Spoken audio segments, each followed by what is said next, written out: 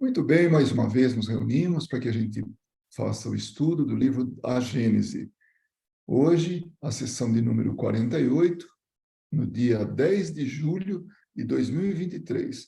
Nós estamos estudando o capítulo 13, que trata dos milagres segundo o Espiritismo. E nós estamos tratando dos caracteres dos milagres. Hoje nós vamos avançar um pouquinho mais e depois fica um residual aí para a gente terminar esse capítulo, né?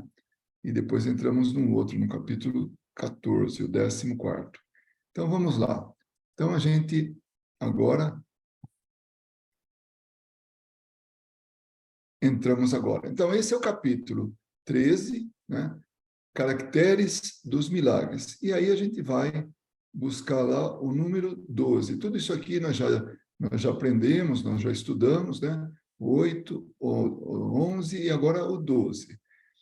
E nós estamos tratando justamente de milagres, né? O que é milagre, o que não é milagre, a teoria do que é o milagre, a definição, na verdade, né? Do que é o milagre, e o Espiritismo frente a esses, entre aspas, milagres. Então, as explicações dos fenômenos espíritas. Então, item número 12. Os fenômenos espíritas são frequentemente espontâneos. Eles acontecem sem que ninguém provoque. O que acontece? Espíritos que se manifestam, né? E aí, assim, de forma espontânea, de forma natural, né? Então, aí ele diz assim, ó, os fenômenos espíritas são frequentemente espontâneos e se produzem sem qualquer ideia pré-concebida entre as pessoas que menos pensam neles. Então, a pessoa está lá, não sabe que é médium, isso nós vamos saber um pouquinho mais adiante. Se quiser fechar o microfone, Maria, Tá. se eventualmente você falar, aí não fica gravado aqui, tá bom? Obrigado. Então, esses fenômenos, eles acontecem de forma espontânea, sem que as pessoas pensem nela, né? Então, médiuns que não sabem nem que são médiuns, acabam fornecendo material suficiente para que aconteça, né? Então, seguindo, em certas circunstâncias podem ser provocados. Então, tanto pode ser espontâneo como provocados pelos agentes designados sob o nome de médiums. No primeiro caso, que é espontâneo, né? O médium é inconsciente do que se produz por seu intermédio. Ele não sabe o que está acontecendo. As coisas estão acontecendo e ele não percebe, né? Tem um caso na Revista Espírita que fala de um espírito que atuava numa determinada rua, voava pedra, né? Pedra batia nos telhados, nas vidraças, né? E aí, quando ele é trazido para a sessão mediúnica de Allan Kardec, então está lá a rua, né? Que ele assombrava, entre aspas, né? Que ele agia. Então, perguntaram para ele: é você o responsável? Sim, sou eu. E como é que você faz? Falar, eu utilizo os fluidos daquela moça que que trabalha em tal lugar, é uma empregada de uma determinada casa daquela rua. E ela sabe que faz isso? Não, ela é a primeira a correr de medo, né? Então, o espírito se utiliza dos fluidos dela, do material que ela fornece, né? Sem saber que está fornecendo. É como se fosse assim, é só uma comparação, tá? Como se fosse assim, o hálito dela, né? Que nem quando fosse naquele dia frio que sai aquele vapor, né? Então, é como se fosse aquilo, e esse vapor, ele seria trabalhado para fornecer, para fazer o efeito físico, né? Não é isso exatamente, tá? Eu estou só dando um exemplo para que possam entender o que é que o espírito trabalha. Ele trabalha algo que exala do médium. O médium produz alguma coisa, e hoje nós sabemos que, aliás, já se sabe desde há muito tempo, chama-se ectoplasma, né? E aí ele pega esse material e consegue mediante a técnica dele, ele sabe como é que transforma aquilo em movimento de objetos, né? Então,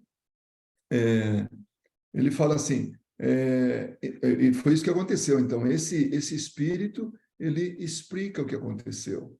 Então, se tem alguém que já ocorreu isso, já aconteceu na casa, ou, enfim, um acontecimento, né, desse tipo, pode acreditar que alguém naquela casa é médium, né?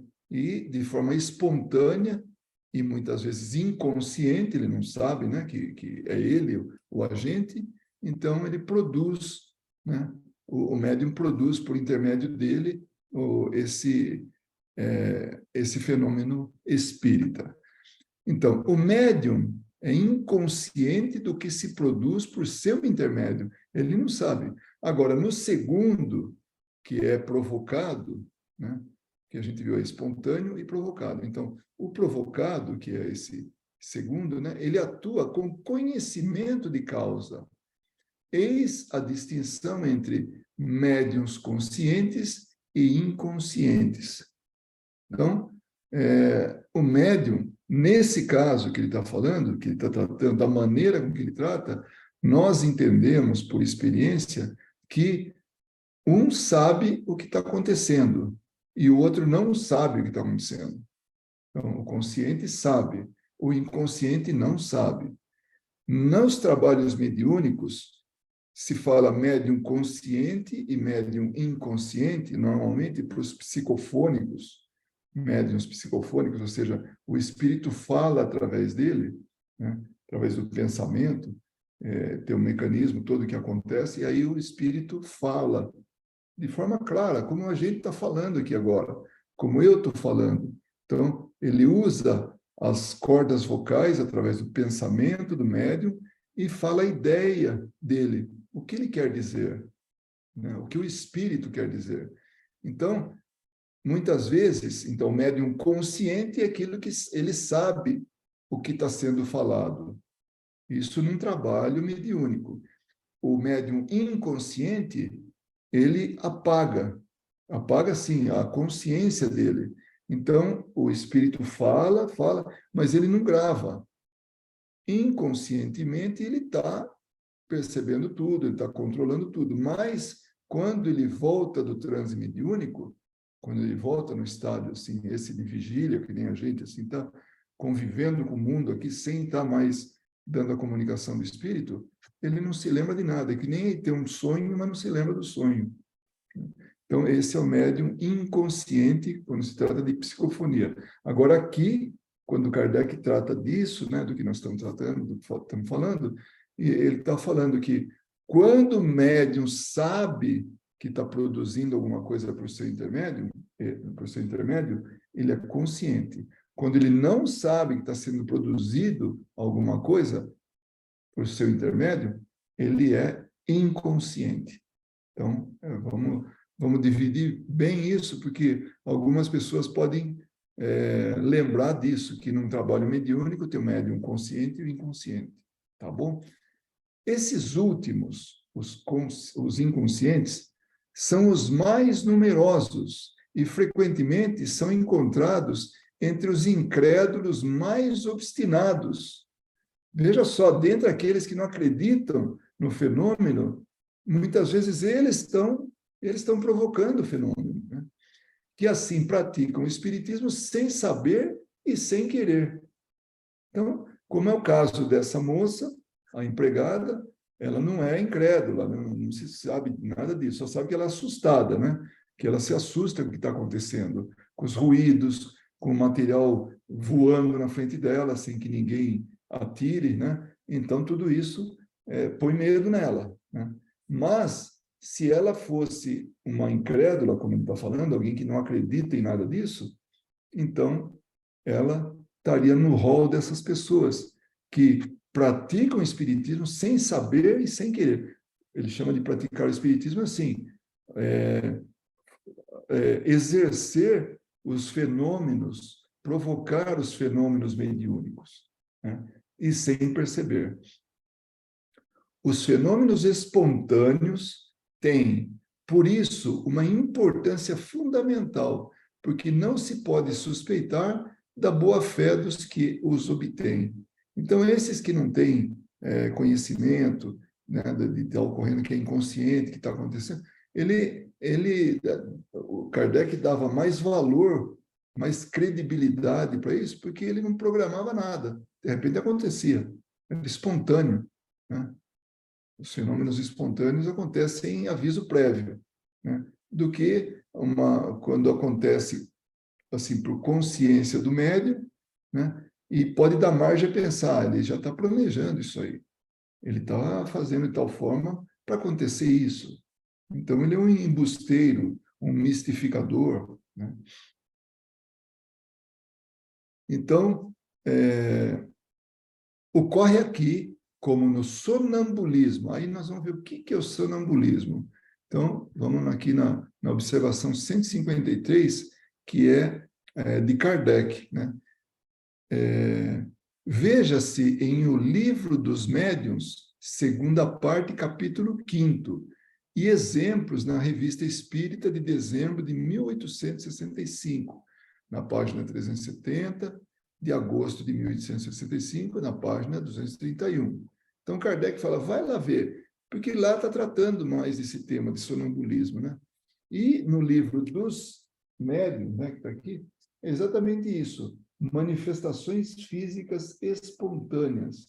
Então, os temas que são tratados nesse capítulo são ruídos, barulhos e perturbações, lançamento de objetos, fenômenos de transporte, né? Então, aqui ele conta, inclusive, do espírito, né? Que faz, que assusta lá a moça, né? Tanto aqui quanto na Revista Espírita. E os espíritos descrevem o que acontece, né? Então, essa é a observação desse ponto, né? do livro. Aí, ocorre aqui, como no sonambulismo, que em certos indivíduos é natural e involuntário, enquanto que em outros é provocado pela ação magnética. Então, aí nós vamos ter um pouquinho mais de explicação no 154, né, esse item, que esse já é uma nota do editor. E outro dia eu me lembro que uma pessoa acabou perguntando o que era esse magnetismo e tal, e a gente deu uma explicaçãozinha rápida. Mas aqui tem algo também que venha contribuir, tá? Com esse sonambulismo. Então, vamos lá. O médico Franz Anton Mesmer, né? Mais conhecido por Mesmer, né? Então, ele era médico que desenvolveu... Bom, vamos ver aqui, né? Durante sua pesquisa sobre o tratamento de seus pacientes pelo magnetismo animal significa magnetismo humano, de ânima, de alma. Quem tem alma é gente. Então, animal, né? Magnetismo animal, que é do ser humano, né? Descobriu que, pela ação dos passes e imposição das mãos, depois de algum tempo, o indivíduo caía num estado de sono profundo. Não era todo mundo que ele dava passe, que ele impunha as mãos, tá? Mas alguns deles caía num estado de sono profundo, no qual seus sentidos se aguçavam de maneira extraordinária. O que era isso? A percepção desse indivíduo ia muito longe. Ele percebia coisas que uma pessoa normal ou em estado normal não conseguia perceber, né? Enxergavam além das paredes. Já pensou? Está num quarto e consegue dizer coisas que estão acontecendo na sala, sem que ele tenha acesso visual. Não está no campo visual dele, tem uma parede entre ele e o outro quarto, a outra sala onde ele está. Então, ele consegue dizer o que está acontecendo lá. E não porque ele está ouvindo, não, porque ele está vendo a visão dele no estado sonambúlico, né? Que é no estado de sonambulismo, então ele tinha essa percepção. Então, enxergavam além das paredes, liam livros fechados. Então, o livro estava fechado lá, e aí a pessoa perguntava, o magnetizador perguntava, o que está escrito na página tal? Né? E ele, o livro fechado, ele dizia, sem conhecer o conteúdo do livro, nessa página está escrito tal coisa, e descrevia palavra por palavra que estava lá. Né? Sentiam odores a distâncias incomuns, tipo assim, na casa de alguém que está a 1 quilômetro de distância, 2 quilômetros, 10 quilômetros, não importa. Ele conseguia sentir lá, estão fazendo churrasco, estou dando um exemplo. Ele fala, olha, está um cheiro de churrasco. Aí liga para lá e fala, vocês estão fazendo o que agora? Estão fazendo churrasco. Então, ele conseguia perceber isso aí. O cheiro longe, né? Então, sentia, ou de flores, se tivesse flor lá na cozinha, na sala, tal. O que tá? São rosas. Né? Aí liga para lá, que flor que tem aí em tal aposento? Aqui nesse aposento tem rosas. Né? E ele poderia dizer até a cor das rosas. Né? Conheciam o pensamento e a vontade do magnetizador, esse que impunha as mãos, né? Como Mesmer, sem que esse os falasse, e entre outros fenômenos, então outras coisas. Pois, se a visão era a percepção das vibrações do éter ou da luz, a audição das vibrações do ar, concebeu que tudo fazia parte de um só elemento gerador, né? O fluido cósmico universal. E haveria, então, vibrações acima da luz, impressionando diretamente o sistema nervoso, um sexto sentido. Então, esse fluido cósmico universal, ele está em todos os lugares, ele está distribuído no universo inteiro. Ele é a matéria-prima de tudo que existe materialmente falando. Até mesmo o nosso perispírito, que também é material. Então, ele compõe, incluindo o perispírito. Já o espírito,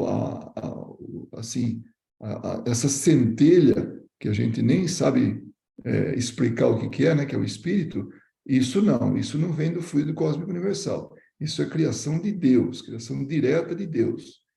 Os espíritos, por mais superiores que sejam, eles não conseguem criar vida, essa centelha. Né?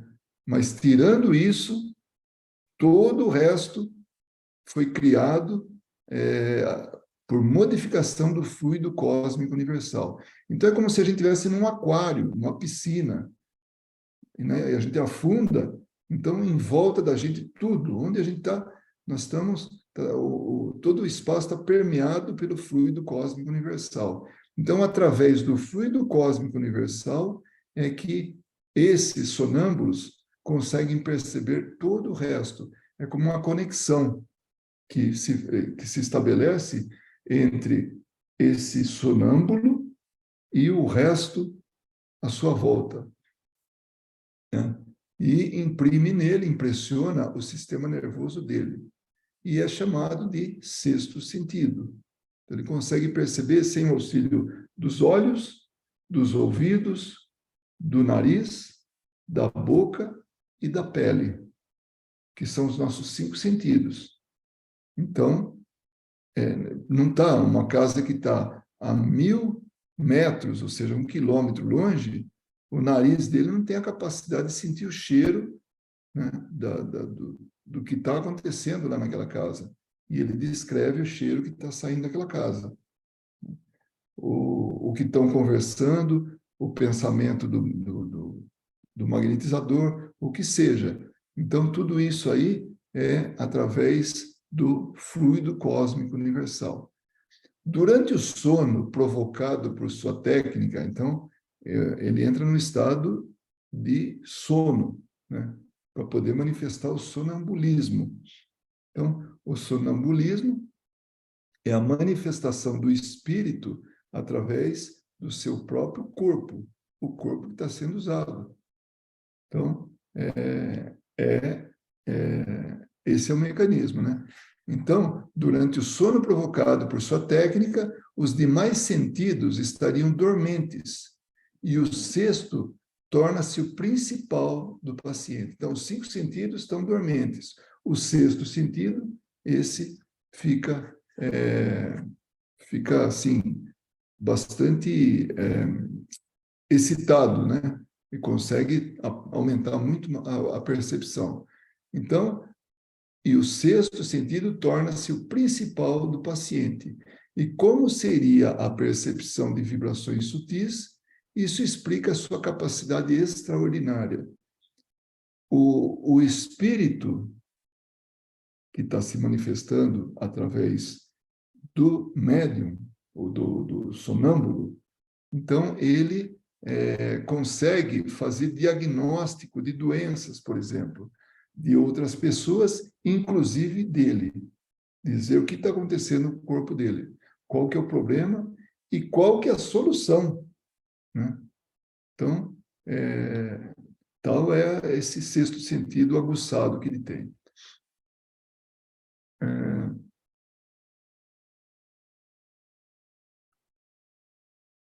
Cadê? Onde é que eu parei aqui? Inicialmente chamado de sono mesmérico, porque vem de Mesmer, né? Em homenagem ao seu descobridor, que é Franz Anton Mesmer, pela semelhança desse sono com o sonambulismo natural, essas pessoas que caminham enquanto estão dormindo, né? Passou a ser chamado sonambulismo provocado. Então, o sonambulismo natural é quando a pessoa dorme e ela começa a andar pela casa. Isso é natural. Já esse provocado, né? Através da técnica, né? de Mesmer, então é chamado de sonambulismo provocado, em virtude da ação do magnetizador para o indivíduo alcançar esse estado. Todavia, alguns sonâmbulos podiam alcançar essa condição sozinhos, justificando o exemplo dado por Allan Kardec. Então, tem pessoas que têm essa capacidade, e Kardec justamente fala deles nesse momento, né? Que é assim, ó, em certos indivíduos é natural e involuntário, enquanto que em outros é provocado pela ação magnética. Então, tanto de um terceiro quanto dele próprio. Ainda esses fenômenos sejam ou não o resultado de um ato da vontade, a causa primária é exatamente a mesma e não se afasta de nada das leis naturais. Então, é isso que Kardec está falando. Não tem milagre. Esses fenômenos são naturais. Acontece que, de um determinado momento para cá, foi explicado, mas de um determinado momento para trás, não tinha explicação. Então, era milagre. Tudo que não tem explicação, né, no meio do povo, era milagre. Os médiuns não produzem, portanto, absolutamente nada de sobrenatural. Não tem nada sobrenatural. O que o médium faz é isso. É poder entrar em contato com o mundo espiritual, né? Em consequência, não fazem nenhum milagre.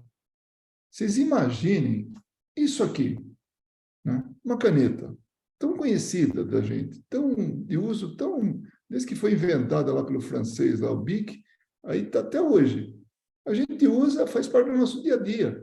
Tanto que a gente perde, a gente não está nem aí. Tem gente que escreve alguma coisa e depois leva embora, né? Sempre assim, vai junto. E isso aqui hoje é um artigo corriqueiro. Agora, imagine há 500 anos atrás, se a gente consegue levar lá para trás uma caneta dessa. E aí escreve, né? Que antes era escrito com pena, né? Esse aqui não, uma esferográfica. E escreve assim, bonitinho, em cores diferentes. Pronto. É assim, é feitiçaria ou é milagre, é um dos dois. Então, são coisas desse tipo. Um isqueiro, que a pessoa vai, acende, levar lá para trás, lá, sei lá, 2000 anos atrás. Como é que se fazia fogo? Fazia assim, usando fricção. né? Até esquentar, esquentar e queimar algo assim que bastante assim combustível, palha bem seca, fininha, né? Você chega uma pessoa e instala lá o isqueiro e aparece o fogo. Pronto, milagre ou bruxaria, né? Mas então, quando não se explica, é milagre ou bruxaria. Quando passa a se explicar, não tem nada anormal. Ninguém sai correndo quando alguém acende um isqueiro, né? A menos que vai tocar fogo, né, em algum lugar. Mas, de uma forma natural, a pessoa vai acender um fogo, qualquer coisa, um incenso, um cigarro, ele usa e ninguém sai correndo, né? Porque é natural. Já ninguém acha que aquilo é milagre. As curas instantâneas não são mais miraculosas do que os outros efeitos, porque são devidas à ação de um agente fluídico, que desempenha o papel de agente terapêutico, cujas propriedades não deixam de ser naturais, por terem sido desconhecidas até os nossos dias. Nós vamos numa casa espírita, levamos água para fluidificar, para magnetizar. Levamos para casa para tratamento de alguém que está doente, ou da gente próprio, ou para o nosso bem-estar. O que tem aquilo? É uma água miraculosa? Não. É uma água que, com a ajuda dos espíritos e de encarnados, foi magnetizada. E ali colocado o material, né? A substância que vai fazer bem para aquela pessoa ou para aquelas pessoas. Então a pessoa vai dormir, coloca um copo de água do lado da cama, faz uma prece sentida, né? E pede para magnetizar aquela água, que seja magnetizada. O fluido dela é convertido através da técnica dos espíritos em benefício, ali colocado naquela água que é para ela fazer bem para alguém. Então, não tem milagre. Então, é isso que ele está falando. As curas instantâneas não é milagre. Tem coisa por trás disso. Basta que se entenda e se explique, né? O epíteto de taumaturgos, epíteto é aquela qualidade ou definição, né? Né? A palavra que define e tal. Taumaturgos é o milagreiro, é o adivinho, né? Essa pessoa que tem alguma capacidade de trazer coisa que não é comum, ou milagres, né? Então, o epíteto de taumaturgos, né, o apelido, o título, né, de taumaturgos, dado a certos médiuns, pela crítica ignorante dos princípios do espiritismo, é totalmente impróprio. Então, chamar médium de taumaturgo ou milagreiro é totalmente impróprio, não é verídico, não é correto. É isso que Kardec está falando, né? A qualificação de milagre atribuída por comparação a essa espécie de fenômenos só pode induzir a erro sobre o seu verdadeiro caráter. Então, não tem nada de milagre, é um erro. Isso aí não é verdadeiro, né? Então, só pode levar as pessoas a ter uma ideia equivocada sobre o que exatamente é isso, né? Aí vem o 13º item. A intervenção de inteligências ocultas nos fenômenos espíritas não os torna mais miraculosos do que todos os outros fenômenos que são devido a agentes invisíveis. Então, intervenção de inteligências ocultas. O que é isso? Espíritos. A intervenção de espíritos nos fenômenos espíritas, né, como eles chamavam, não faz disso um milagre, né? Que acontece por outros agentes invisíveis.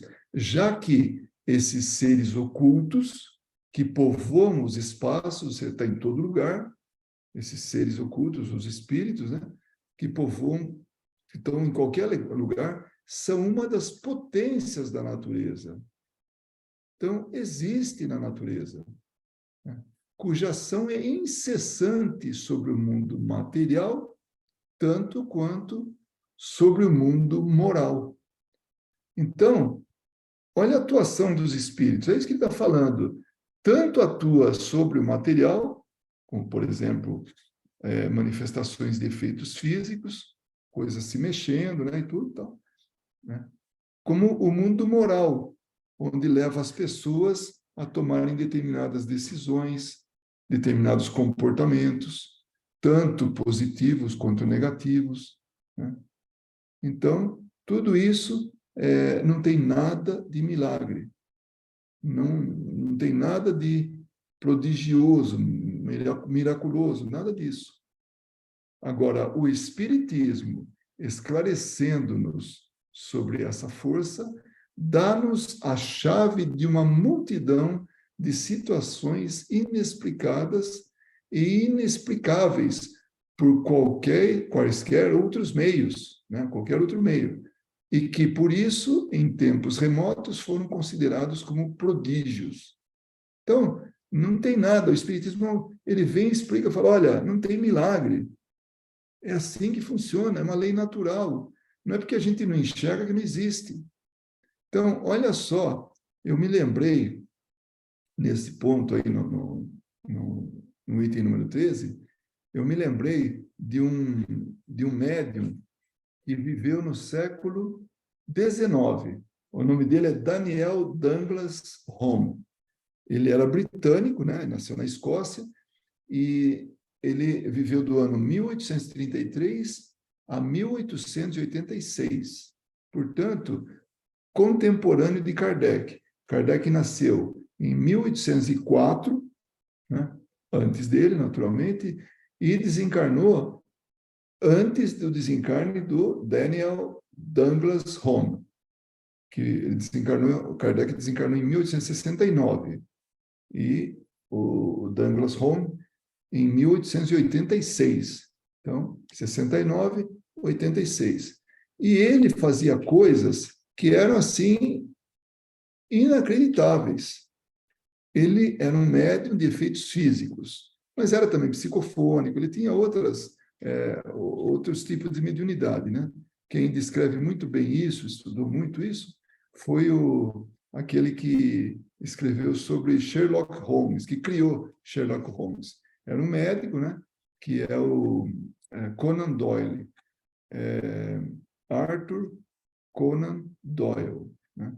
Então, ele escreveu sobre várias, né? Na história, o livro chama-se A História do Espiritualismo. Quem puder ler esse livro, tem versão em português, ele é muito interessante. Ele fala de muitos casos de pessoas que eram verdadeiros prodígios, né? Como que nasceu o espiritismo, o espiritualismo, tudo. Então, ele vai dar um panorama e dá exemplos e descreve esses exemplos, muito bem descrito, através de uma pesquisa. Um deles é o Daniel Douglas Home. Esse senhor, médium de efeitos físicos, ele, só para ter uma ideia, num prédio, numa sala, que estava além do segundo andar, que era um prédio alto, que não era térreo, ele sentava-se numa cadeira, né, e ele levitava, saía por uma janela, ia para fora e voltava por outra janela. Como é que faz isso, né? Isso é um milagre, né? Não. Depois foi entendido que ele, médium de efeitos físicos, os espíritos se utilizavam do ectoplasma que ele produzia, né? E davam essa leveza para ele, direcionamento. Ele levitava, ficava tipo 1,80 m, 2 metros, né, de altura do chão, e ele escrevia no teto para deixar a marca que ele levitou e colocou lá. Não tinha uso de escada, não tinha nada. Ele levitava no ar e escrevia assim, sem nada. Nem estava sentado, nem nada. Estava simplesmente em pé, levitando, fazendo isso aí. Então, desde a infância dele, ele já tinha essa habilidade, essa qualidade mediúnica, né? Tanto que, quando ele foi para os Estados Unidos, com a mãe e com o pai, ele ficou na casa de uma tia, né? E aí a mãe dele desencarna, né? E ele passou um tempo lá na casa da tia. E essa tia começou a acontecer na casa dela, assim, ruídos, coisas que levitavam, coisa que ia para cima e para baixo, mudavam de lugar, tudo. O que ela fez? Achou que ele tinha trazido o demônio junto com ele para dentro de casa, pôs ele na rua. Então, imagina, solta um menino para a rua. E desde então ele percorreu o mundo. Então ele ficou, ele fazia sessões, né? Não cobrava nada por ela, vivia às custas, né, dos convites que fazia, ficava na casa de um, na casa de outro, tal, e ele ia fazendo essas exibições, né? Ele achava que era uma missão dele fazer isso, né? E ele fazia assim coisas que eram impressionantes, mas não eram milagres. Quem via podia falar em milagre, mas não tem nada a ver com milagre. Desde que se saiba o mecanismo, então não tem dúvida, não tem mais surpresas, né? Então, o Espiritismo, esclarecendo-nos sobre essa força, dá-nos a chave de uma multidão de situações inexplicadas e inexplicáveis por qualquer outro meio, e que, por isso, em tempos remotos, foram considerados como prodígios. Do mesmo modo que o magnetismo, né, que a gente viu aí falando sobre ele, né, o Espiritismo revela uma lei que, se não é desconhecida, é no mínimo mal compreendida. Então, se não se sabe, sabe, mas é mal compreendido. Ou melhor dizendo, os efeitos eram conhecidos porque ocorreram em todos os tempos, porém não se conhecia a lei. E foi a ignorância dela que engendrou a superstição. A chuva sempre existiu, mas ninguém sabia como é que funcionava. Achavam que eram rios superiores, rios aéreos, né? Rios que estavam lá em cima, e aí caía, né? Desse rio caía essa água, né? Não tinha explicação. Hoje, qualquer criança sabe que evapora a água, sobe, fica na forma de nuvem, vem uma massa fria, resfria essa nuvem, a água se torna de gasosa para líquida, não consegue ficar suspensa na forma líquida, só na forma gasosa. Então, o que acontece? Lei da gravidade, vem e cai para a Terra. Então, hoje a gente conhece a lei, antes não, né? Antes era desconhecida. Eis porque os espíritas não fazem milagres quando uma mesa se move sozinha ou quando os mortos escrevem, do mesmo modo que o médico revive o moribundo, ou o físico faz cair um raio. O que ele quer dizer com isso, né? Então, os espíritos não fazem milagre do mesmo modo, né? Ou seja, quando ele faz que uma mesa se movimente, as mesas girantes, na época de Kardec, eram para chamar a atenção das pessoas, né? Para esse mundo espiritual. Foi o primeiro movimento da espiritualidade para despertar a humanidade. Olha, nós estamos vivos, nós estamos aqui. Ouçam-nos, vejam o que a gente é capaz de fazer e não é nada de sobrenatural. Nós existimos, porque nós não morremos, morreu o nosso corpo. Então, o médium, com a ajuda dos espíritos, né, assim, uma ajuda mútua, né? Um fornece o material, o outro pega esse material, converte, né? De maneira que a mesa fique suspensa, se mova, né? Os mortos escrevem, quem são? Os espíritos tomam o lápis do médium e pela mão dele escrevem, né? Que são as psicografias, né? O médico revive o moribundo. O moribundo, ele não morreu ainda, então consegue fazer ele tornar a vida normal, né? O físico faz cair um raio, que foi Benjamin Franklin, que a gente já viu aqui, né?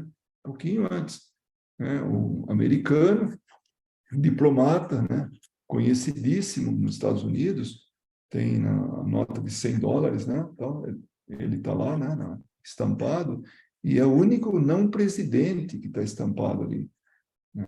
Então, era o respeito que se tinha por ele. E ele, soltando uma pipa, fez subir uma chave que atraía o raio naquela chave. Então, não tinha, né, não tinha segredo nisso, não tinha nada que fosse sobrenatural ou milagroso.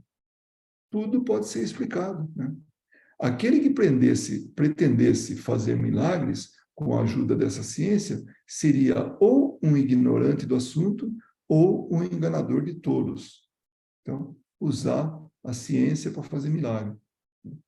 Uma vez que o Espiritismo repudia toda pretensão a fatos miraculosos, haveria milagres fora dele na acepção usual da palavra? Então, o Espiritismo ele tem por regra, né? Passe tudo pelo crivo da razão. Não aceite qualquer coisa de primeira. Analisa para ver o que é isso, né? Não aceita qualquer bobagem. Digamos, primeiramente, que entre os fatos considerados milagrosos, que ocorreram antes do advento do Espiritismo e que ocorrem ainda em nossos dias, a maior parte, se não todos, encontram explicações ou explicação nas novas leis que ele veio revelar. Então, o Espiritismo nos trouxe leis, nos revelou leis, para que a gente entenda que não tem nada de maravilhoso, não tem nada de milagroso ou miraculoso. É tudo normal. Isso que é bonito, né, no Espiritismo. Se não fosse essa lógica, né, essa ciência, né, a parte científica do Espiritismo, eu não estaria hoje aqui falando. Eu estaria totalmente incrédulo.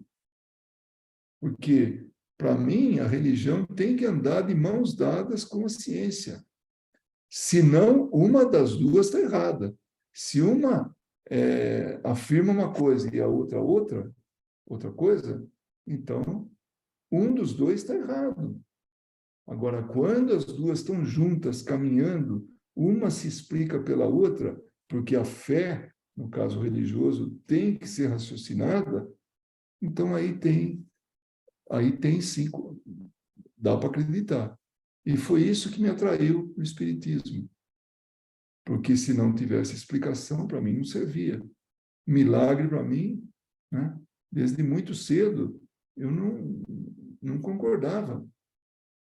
E o Espiritismo explicava tudo, explica tudo de forma muito natural. Esses fatos se incluem, embora com outro nome, na ordem dos fenômenos espíritas, e como tal, nada tem de sobrenatural. Fica bem entendido que só nos referimos a fatos autênticos e não desses que, sob o nome de milagre, são produto de uma indigna charlatanice com o objetivo de explorar a credulidade. Então, o Espiritismo não vai atrás de ações de charlatões, né? Vai atrás de coisa séria. Kardec, quando ele foi a convite de um amigo, Fortier, né?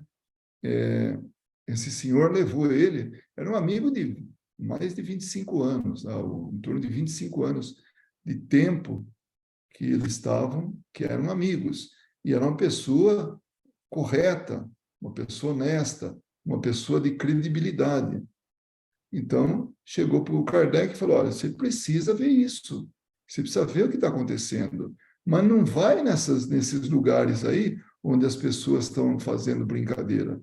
Vamos lá numa reunião séria que a gente tá tendo e a mesa responde perguntas. Aí Kardec falou, vou ter que ver para crer, né?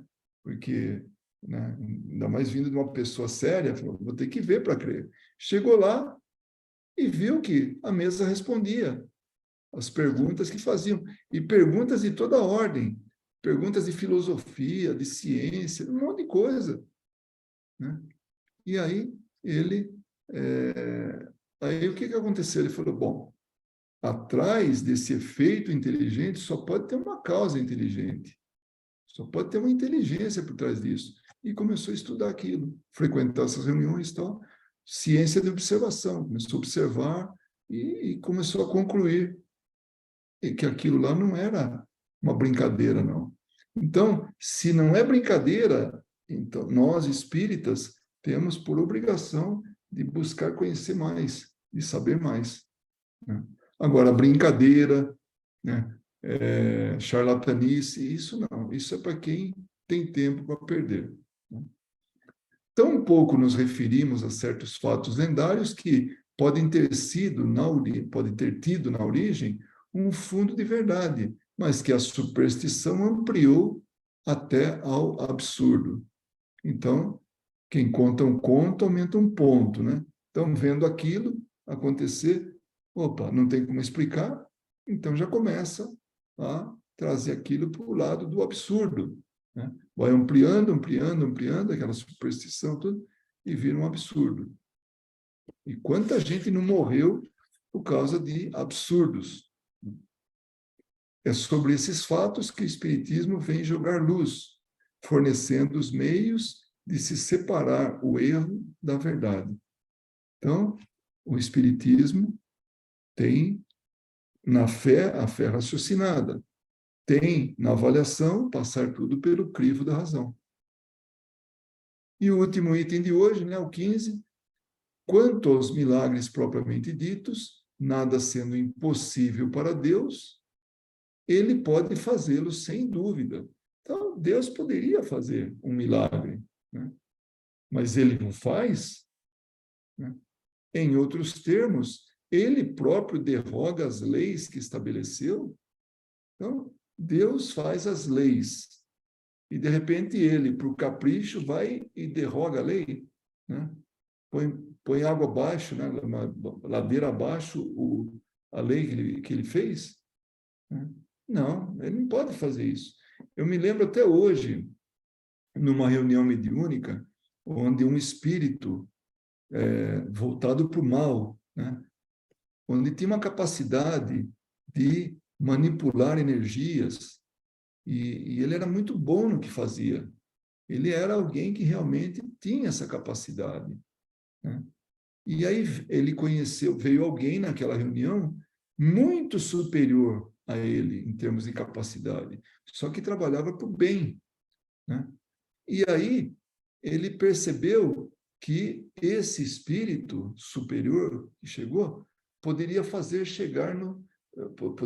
chover no deserto, porque aqui a gente está em Las Vegas, né, que fica no meio do deserto, a reunião era aqui, e o espírito era local, né? Porque normalmente os espíritos permanecem nos locais onde eles viveram, né? Então, esse é o natural, né? E aí, esse espírito atrasado, apesar de muito inteligente, manipulador de energias e tudo, conhecedor dessas técnicas, ele falou, poxa, mas com todo esse conhecimento que você tem aí, por que você não resolve o problema aqui de fazer chover no deserto? O espírito simplesmente respondeu, porque eu respeito as leis.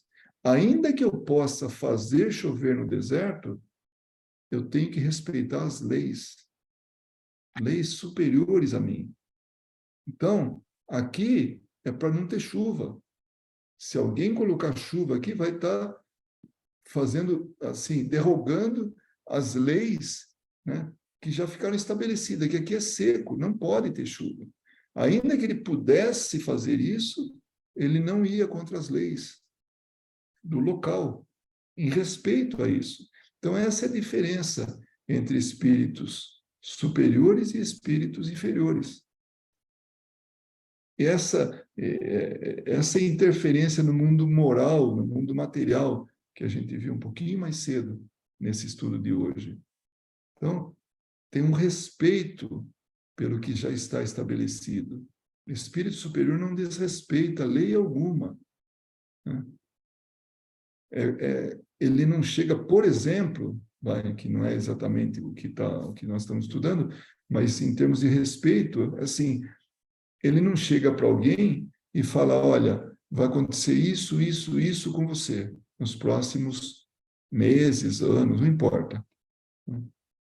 Aí, ele não faz isso. Já um espírito inferior, ele pode até conhecer e falar, mas se ele não conhece, ele inventa. Vai acontecer isso, aquele outro, né?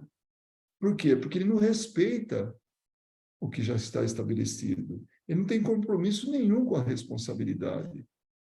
Por isso a importância de não sair correndo e ir atrás de cartomante, porque ela pode estar sendo influenciada por um espírito inferior e pode falar bobagem. Então, cabe a nós viver o nosso futuro, o nosso presente, né? Estabelecer, através do presente, a nossa conduta futura. Então, assim como os espíritos superiores não fazem nada contra o que já está estabelecido. E aqui ele fala, está falando de Deus. Deus poderia mostrar que ele é capaz. Mas por que ele vai fazer isso? E olha que interessante que ele vai fazer mais aqui na frente, uma comparação com alguém que constrói alguma coisa. Vamos lá. Então, número 15. Quanto aos milagres propriamente ditos, nada sendo impossível a Deus, ele pode até fazê-los sem dúvida. Fazer um milagre, fazer coisa contra isso, né? Então, e depois vai mais para frente e aí vai. Não cabe ao homem pré-julgar os atos da divindade e os subordinar à fraqueza de seu entendimento. Então, nós vamos querer que Deus haja como a gente quer, né? Eu lembro uma vez um palestrante, né, o, o Dutra, né, o Haroldo Dutra, ele falando, né? Imaginem a situação. Tem um grupo de um lado do rio, né, querendo se reunir, né, e é um grupo de pessoas religiosas, né, querem uma reunião e tal, mas pedem para que não chova, né? Não chova. Pedem a Deus para que não chova, para não atrapalhar a reunião deles.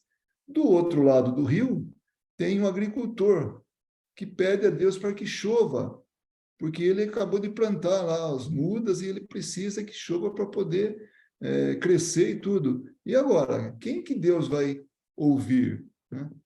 Será que ele vai derrogar a lei dele a benefício daqueles religiosos? Ou daquele agricultor? De quem que vai ser, né? Ou ainda, quando antigamente ia nas guerras, né, os soldados iam para a guerra, pediam para abençoar as armas, né? Vinha lá os padres e tudo abençoava as armas para poder vencer a guerra. Com certeza, do outro lado, o outro oponente, né, o oponente lá, estava a mesma coisa. Os soldados de lá estavam pedindo para o Deus deles lá abençoar, que muitas vezes era o mesmo Deus, né? Abençoar as armas para que pudesse combater aqueles que estavam prestes a atacar. Então, é isso que nós queremos, que Deus trabalhe a nosso bel prazer, né? E ele não vai fazer isso. Então, entretanto, temos... Só voltar um pouquinho para a gente, depois dessa ilustração aí, né? Então, não cabe ao homem pré-julgar os atos da divindade e os subordinar à fraqueza de seu entendimento. Entendimento, a fraqueza do entendimento do homem, né? Entretanto, temos os atributos próprios de Deus como critério de nosso julgamento, no que diz respeito às coisas divinas. Nós temos tanto isso conosco que a gente até acha que ele é que decide nosso futuro. Não, você vai para o inferno. Não, você vai para o céu. Você, está mais ou menos, vai para o meio termo, você vai para o purgatório. Nem sei se existe mais purgatório. Até onde eu sei, até onde eu vi, a Igreja Católica já eliminou o purgatório, né? Então, Deus não faz isso. Somos nós que vamos para o nosso céu particular, ou para o nosso inferno particular, ou para o nosso purgatório, né? Tudo isso particular, consciencial. É a nossa consciência, tudo é dentro da gente. Nós carregamos o céu ou o inferno com a gente, dependendo do nosso estado de consciência.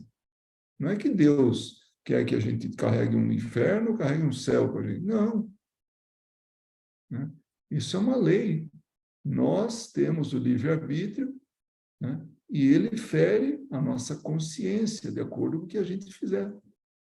Tem um ato bom, o resultado vai ser bom. Tem um ato ruim, vai ser ruim, a consequência vai ser ruim. Então, Deus faz as leis, e as leis são imutáveis. Não tem jeito. Não dá para fazer um abaixo-assinado e pedir para ele revogar as leis. Não dá para a gente se reunir todo, fazer um esforço, nem sei de que jeito seria esse esforço, para mudar as leis, né? Para que comece a acontecer milagres, por exemplo.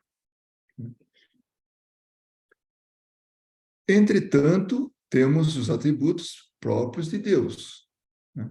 Como critério de nosso julgamento no que diz respeito às coisas divinas.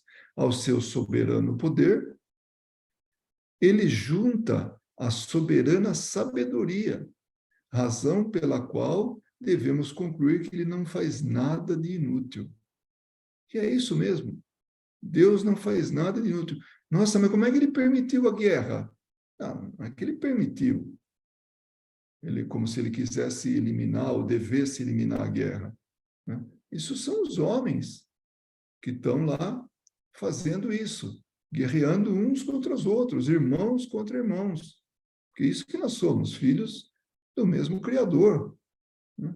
Mas isso nós queremos, é o nosso livre-arbítrio. Eu quero lutar, quero guerrear, quero matar, eu faço isso, porque eu tenho a liberdade. E o resultado é esse, uma guerra enorme. Então, Deus não interfere.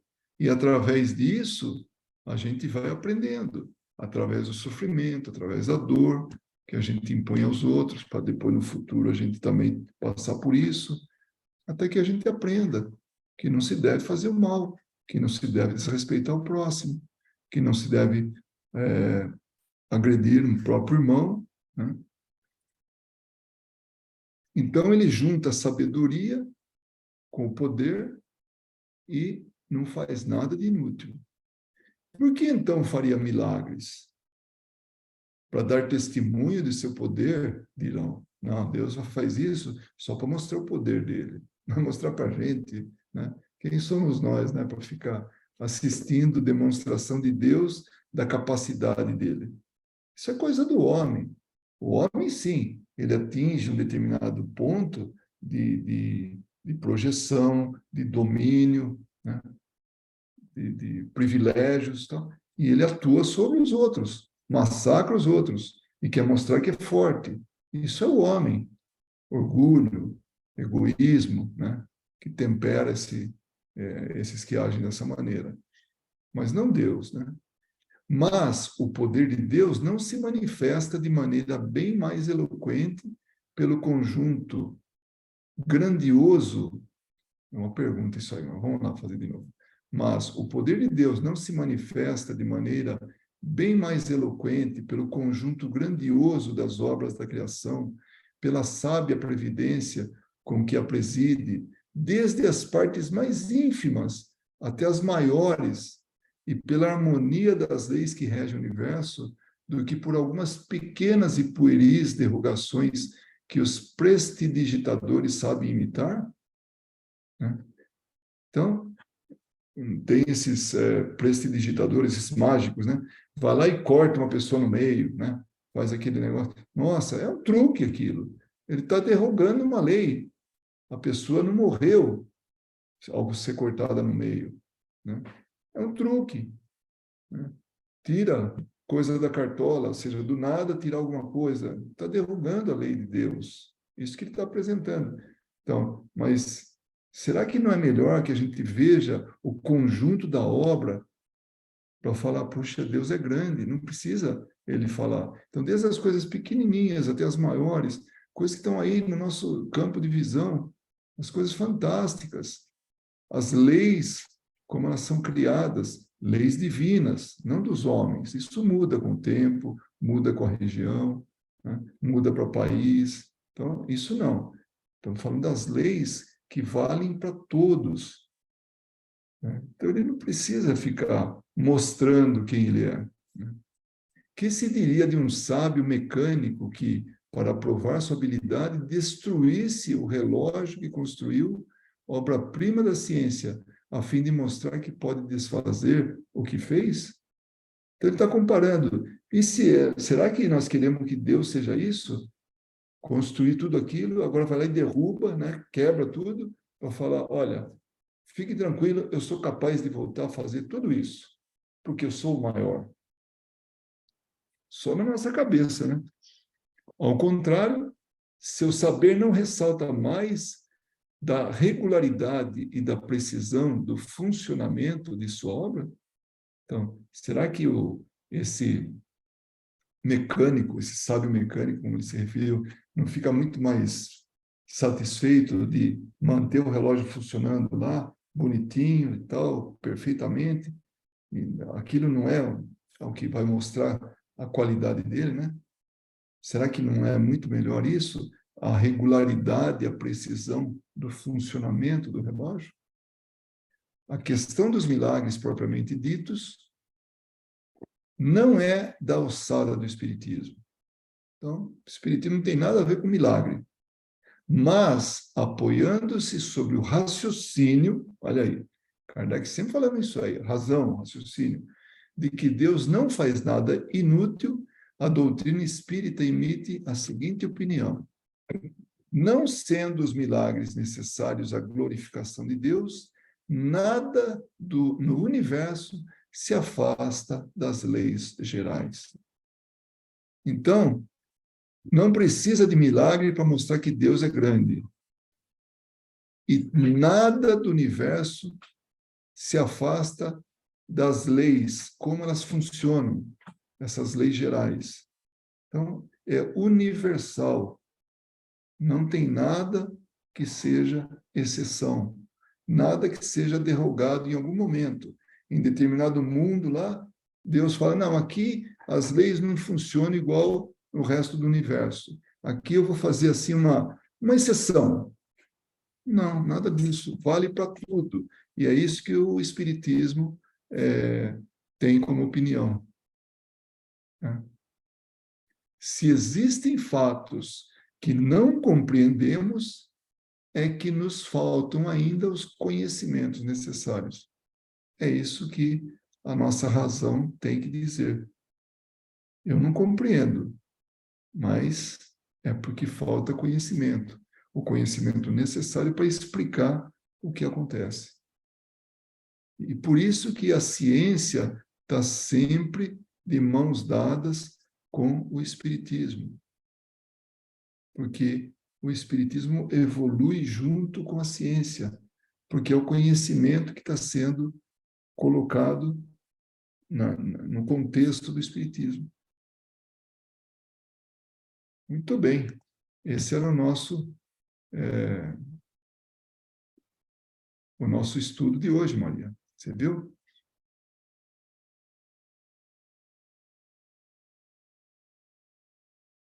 Agora você pode falar alguma coisa que você queira, alguma dúvida que você tenha, para que a gente possa esclarecer dentro daquilo que a gente sabe. Só que você vai ter que abrir o microfone.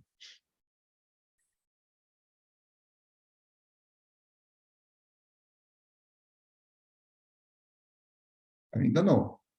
Ok, deu? Agora sim. A única coisa que eu acho um tanto... Eu não tenho a palavra para descrever. É sobre o livre-arbítrio, que a igreja que eu frequento também ensina sobre o livre-arbítrio. De fato, a doutrina espírita e a igreja que eu e a igreja que eu frequento são bem... tem muita coisa em comum, muita coisa em comum, inclusive essa parte do livre-arbítrio. Só que eu acho um tanto... Falei, não sei explicar, não tenho a palavra. Irônico, a palavra é irônico. Acho irônico, Porque, ok, será que temos mesmo o livre-arbítrio? Porque, ok, eu tenho essa opção, essa ou aquela. Então, se eu escolher, dependendo uma ou outra, eu tenho consequências, né? Uma é consequência para o bem, e a outra é, vamos dizer, consequência para o mal. Uhum. Então, será que realmente eu tenho um livre-arbítrio? Olha, por definição do Espiritismo, bom, antes disso, eu queria só dizer uma coisa. Você viu como é importante, como o Espiritismo não é a religião única, sabe? Se formos falar de religião, tá? É uma Uhum. doutrina, né, que tem consequências morais, né? Sim, Porque a religião ela está ligada à moral, né? É isso, ao exato. comportamento e tudo. Então, você vê a importância de que o Espiritismo, ele explica muito das religiões. Então, ele não quer tomar lugar de religião nenhuma, mas ele vai dar essa base para melhor compreensão da religião que a gente tem como histórico, como cultura, como é, que formou a gente, né? Então, essa é Uhum. uma primeira observação. No espiritismo, a gente aprende que você sai de uma fase onde você usa os instintos, sabe? Que a gente está no mundo animal, né? Onde a gente usa o instinto. Então, a gente não raciocina, não pensa. A gente passa para o reino hominal, ou seja, passamos a ser espíritos, a partir do momento que a gente sabe diferenciar o bem do mal. E onde a gente pode tomar decisão se a gente vai tomar o caminho do bem ou do mal. E aí, essa decisão, isso que acontece, aí nós estamos falando do livre-arbítrio. É o livre, assim, a livre escolha nossa. Nós escolhemos. Exato. E as consequências vêm, boas ou más, dependendo se a gente está de acordo com as leis de Deus. Essa que nós falamos. Então, você já deve ter lido no Livro dos Espíritos as leis morais, né? Se não leu, você vai ver, você vai ler, né? É um capítulo que fala só sobre as leis morais ou as leis divinas. Então, tem várias Uhum. delas, né? Lei de destruição, que isso acontece mesmo, tudo que é material se destrói, acaba, né? Porque precisa se renovar, precisa se transformar, tal. A lei do progresso, estou falando uma ou outra, tá? Que isso é fatal. Estamos progredindo sempre, a cada minuto, nós estamos Uhum. progredindo. Tá? Então, são leis. Se a gente está dentro dessas leis, então, quando a gente toma a decisão dentro do nosso livre-arbítrio, né, de tomar decisão dentro dessas leis, não temos com o que nos preocupar. Não vai dar nada de errado.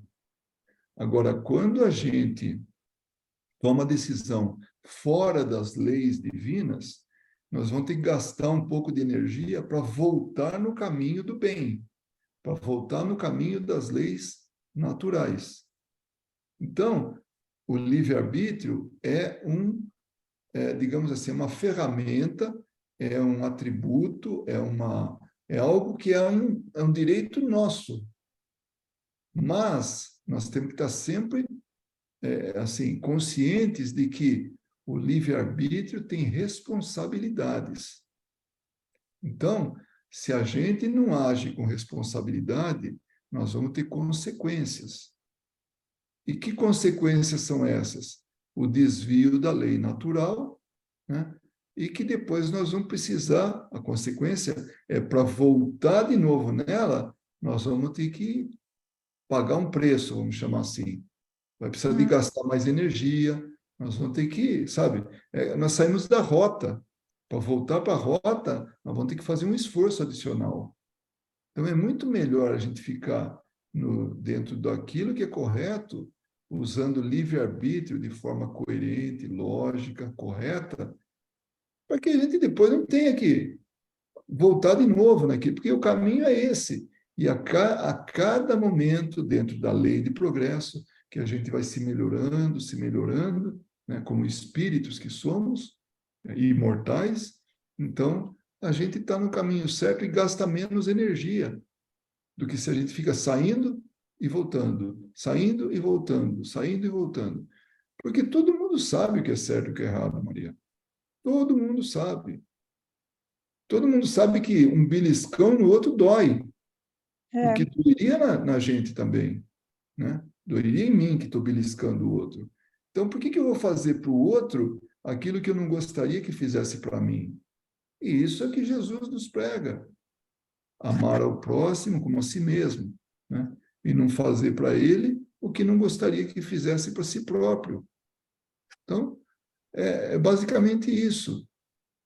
Então, a influência espiritual, né, tá tanto na moral quanto no físico, né, no material. Então, nós temos essa consciência, pode acreditar. Então, não como é que você usou a palavra? Irônico, né? é, Não é irônico o fato da a gente não ter opção. A gente tem. E muitas vezes a gente erra porque quer. E Deus é tão respeitoso para conosco que deixa a gente errar. Olha que coisa. Aí depois a gente erra, depois te agora ferra. e aí você vai ter que voltar, né? Nós vamos ter que voltar de novo no caminho correto, né? E ele deixa a gente também, dá oportunidades. E a misericórdia dele é imensa, infinita. Ele vai e ajuda a gente até voltar para o caminho. Põe verdadeiros anjos na vida da gente, né? No nosso caminho. Ou então deixa um pouco de sofrimento para a gente, pouco, muito, não importa, mas é porque eu sei que eu preciso passar por um sofrimento, porque eu provoquei isso. Eu não sou bobinho, não sou inocente, ingênuo, não. Eu sei o que estou fazendo, estou prejudicando o outro e eu vou ter que pagar por isso. Paga caro, sabe? Para voltar de novo a ter o meu lugar na ação dentro do caminho, dentro dos trilhos das leis divinas. Eu não sei se eu fui convincente ou claro, né? Mas o livre-arbítrio, ele é uma ferramenta de evolução para a gente. E nós temos toda a liberdade de usar, desde que a gente não invada a liberdade dos outros também. Tem isso. A gente pode É, prejudicar uma pessoa até um limite, porque a pessoa, se ela não tem por que sofrer mais, nós não vamos ter acesso mais. Acabou. Para com isso. Entende? uhum, Mas que é bonito sabe? A gente ter essa liberdade de escolha. É nossa. É uma maravilha isso. Porque senão, Deus criaria a gente já perfeito. Eu não quero que ele erre. Então, ele já vai ser perfeitinho, bonitinho. Agora, que é mérito vai ter? verdade, é. Né, Maria? Que mérito vai ter que eu vou ter de já ser criado perfeito? Né? Exato. Deixa eu errar, deixa eu, né, fazer certo, deixa eu fazer do jeito que Deixa é. eu tropeçar. Deixa eu tropeçar, exatamente. E olha, Maria, a gente aprende muito mais com os tropeços do que com aquele céu de brigadeiro, sabe que está tudo bem, céu azul, Uhum.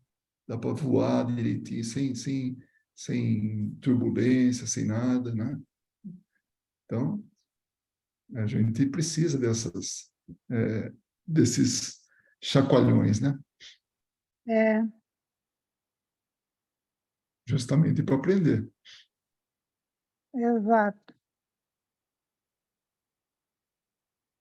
E se tiver mais alguma coisa, sabe, que chamou atenção nessa nossa, nesse nosso estudo, fique à vontade. Vamos aproveitar. Quem estiver assistindo agora na gravação vai poder usufruir disso como se fosse uma dúvida dele, né? Ou dela. Ou fazer uma observação como se fosse dele ou dela.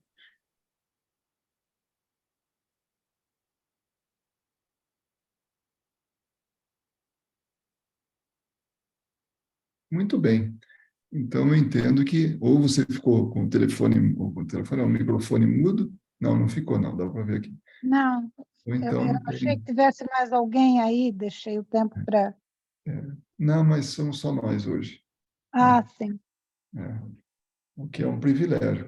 Quero agradecer você por essa atenção de estar aqui junto comigo, para poder dar essas suas observações, fazer essas observações, porque sempre vem acrescentar, né?